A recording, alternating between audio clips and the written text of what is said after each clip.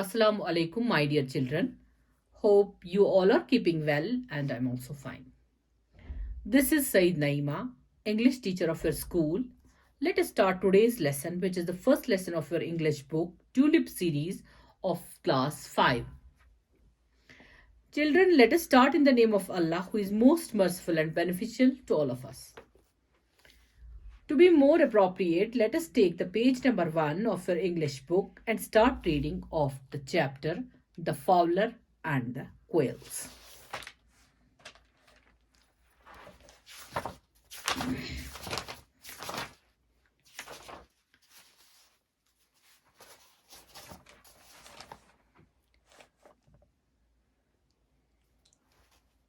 Let us start the loud reading of this chapter so that you can pronounce the words, difficult words and new words of this chapter.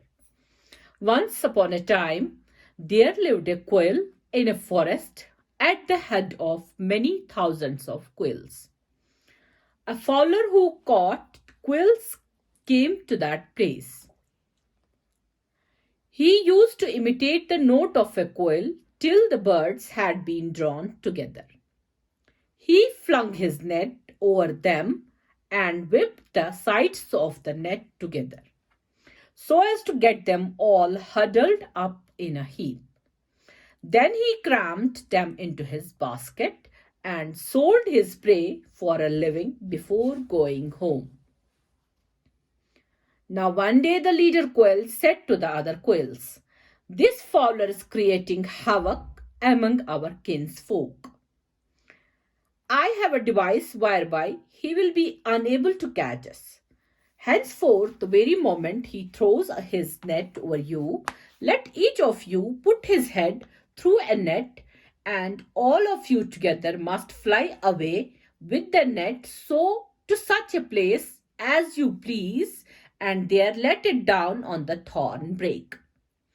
This done, we will all escape from our several meshes." "Very good," said they all in agreement. On the morrow, when the net was cast over them, they just as the leader quail had told them. They lifted up the net and let it down on a thorn brake, escaping from underneath. When the fowler was still disintegrating the net, evening came on, and he went away empty-handed. On the morrow and the following days, the quails played the same trick. So it became the regular thing for the fowler to be engaged till sunset, disentangling his net, and then when he went home empty-handed, his wife grew angry and said, "Day by day you return empty-handed. I suppose you have got a second establishment to keep up elsewhere." "No, my dear," said the fowler, "I have no second establishment to keep up. The fact is, those quails have come to work together now. The moment my net is over them, off they fly with it and escape, leaving it on a thorn brake. But they won't live in unity always. Don't you bother yourself. As soon as they start bickering among themselves, I shall bag the lot, and that will bring a smile to your face." Not long after this, one of the quails is alighting on their feeding ground, trod by accident up on other's head. "Who trod on my head?" angrily cried the latter. "I did, but I didn't mean to." "Don't be angry," said the first quail. But notwithstanding this answer, the other remained as angry as before. Continuing to answer one another, they began to bandy taunts, saying, "I suppose it's you, single-handed, who lifts up the net." As they wrangled thus with one another, the leader quail said, "There's no safety with one who is quarrelsome.